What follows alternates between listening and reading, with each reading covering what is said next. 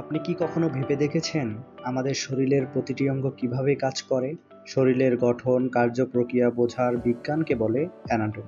আজকের এই ক্লাসে আমরা জানব অ্যানাটমি কি, কেন এটি গুরুত্বপূর্ণ এবং কিভাবে এটি আমাদের দৈনন্দিন জীবনে কাজে আসে। অ্যানাটমি শব্দটি এসেছে গ্রিক শব্দ অ্যানাটমি, যার অর্থ কাটা ছেঁড়া বা বিশ্লেষণ। এটি শরীরের গঠন এবং অঙ্গ প্রত্যঙ্গ সম্পর্কে ধারণা দেয়। অ্যানাটমি মূলত দুই ধরনের।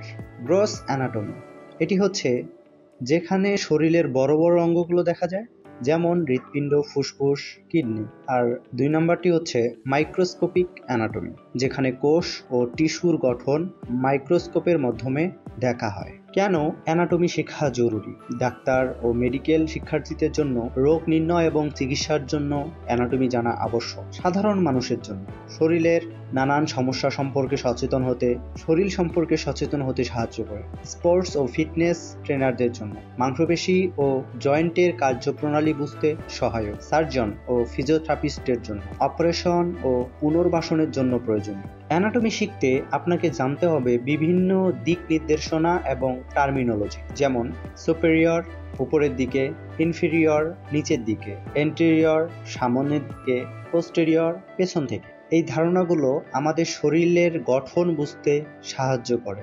আজ আমরা জানলাম অ্যানাটমির সংজ্ঞা, অ্যানাটমির গুরুত্ব এবং শেখার মূল পদ্ধতি। আপনি কি জানেন মানবদেহের কতগুলো হাড় রয়েছে? কমেন্টে লিখে জানান। আমাদের পরবর্তী ক্লাসে আমরা জানব শরীরের টিস্যু সম্পর্কে। ভিডিওটি ভালো লাগলে সাবস্ক্রাইব করুন, কমেন্টে জানান আপনার মতামত।